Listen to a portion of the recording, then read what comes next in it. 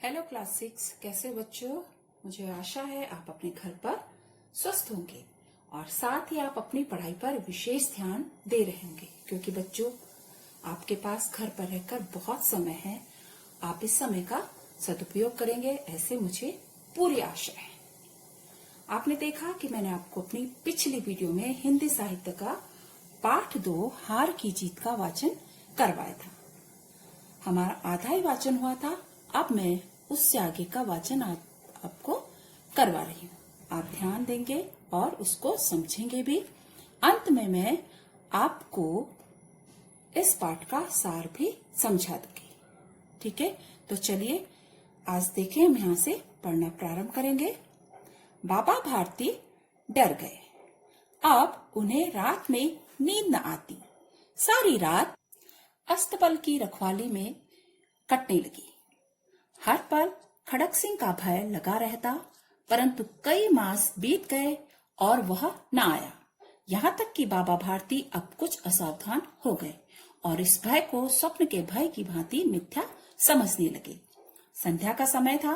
बाबा भारती सुल्तान की पीठ पर सवार होकर घूमने जा रहे थे। इस समय उनकी आंखों में चमक थी, मुख पर प्रसन्नता। कभी घोड़े के शरीर को देखते, कभी उसके अंग, और मन में फूले न समाते थे। बाबा भारती घोड़े को देखकर काफी खुश थे। सहसा एक और से आवाज आई, ओ बाबा, इस कंगले की बात भी सुनते जाना। आवाज में करुणा थी।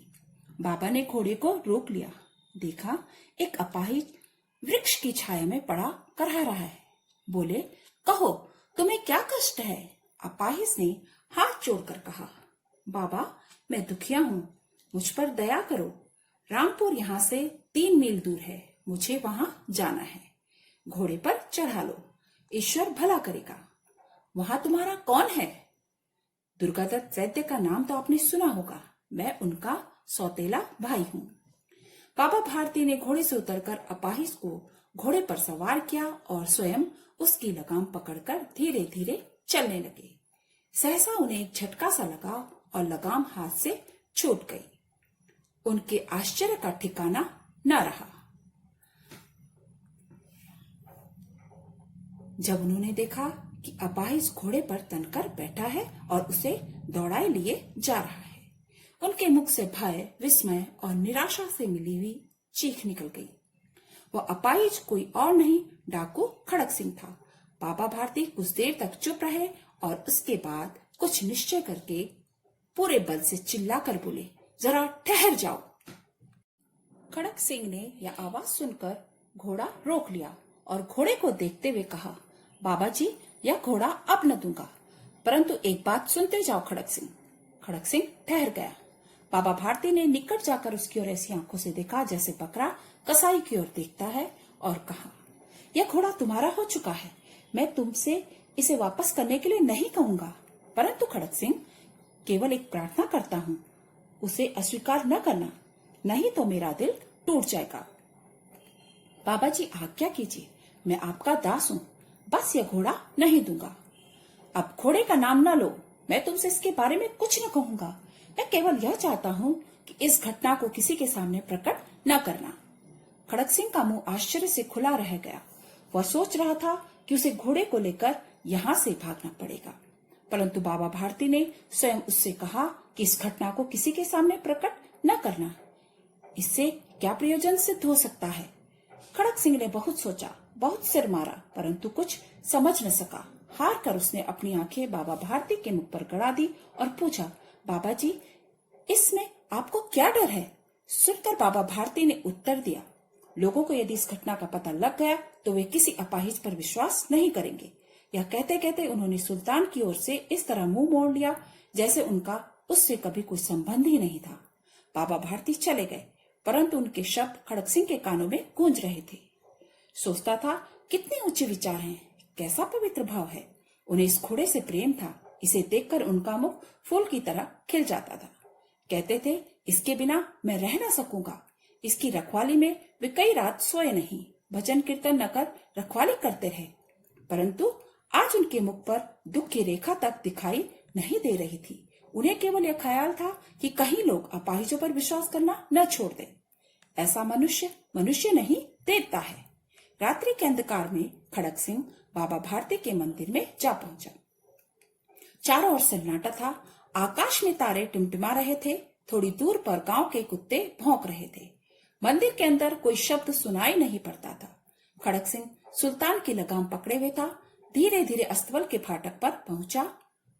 फाटक खुला पड़ा था। किसी समय वहां बाबा भारती खुद लाठी लेकर पहरा देते थे, परंतु आज उन्हें किसी चोरी, किसी डाके का भय न था। खड़क सिंह ने आगे बढ़कर सुल्तान को उसकी जगह पर बांध दिया और बाहर निकलकर सावधानी से फाटक बंद कर दिया। इस समय उसकी आंखों में नेकी के आंसू थे। रात्रि का तीसरा पहर बीत चुका था। चौथा पहर आरंभ होते ही बाबा भारती ने अपनी कुटिया से बाहर निकलकर ठंडे जल से स्नान किया। उसके बाद इस प्रकार जैसे कोई स्वप्न में चल रहा हो, उनके पांव अस्तबल की ओर बढ़े, परंतु फाटक पर पहुंचकर उनको अपनी भूल प्रतीत हुई। साथ ही घोर निराशा ने पांव को मन भरकर भारी बना दिया। वे वहीं रुक गए। घोड़े ने अपने स्वामी के पांव की चाप को पहचान लिया और जोर से हिनहिनाया। अब बाबा भारती आश्चर्य और प्रसन्नता से दौड़ते हुए अंदर घुसे और अपने प्यारे घोड़े के गले से लिपटकर इस प्रकार रोने लगे मानो कोई पिता बहुत दिन से बिछड़े हुए पुत्र से गले मिल रहा हो। बार बार उसकी पीठ पर हाथ फेरते, बार बार उसके मुख पर थपकियां देते उसे निहारते रहे।